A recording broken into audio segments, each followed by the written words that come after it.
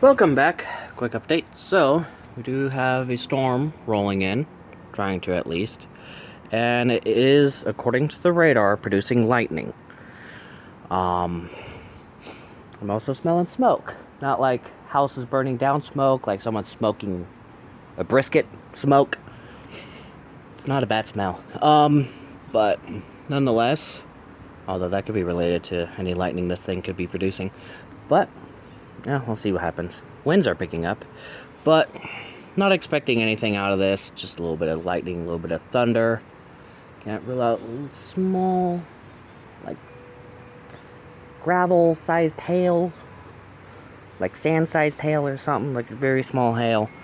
And honestly, if it comes out that the National Weather Service in Seattle confirms that a tornado hit somewhere in the Sound tomorrow, well, if they do review damage or anything tomorrow, I wouldn't be surprised, but I'm not expecting it.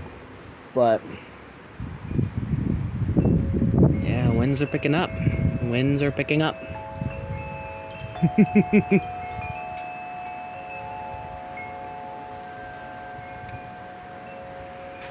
But yeah, this definitely thought it could be a short. Wasn't expecting it to be. But yeah. Okay.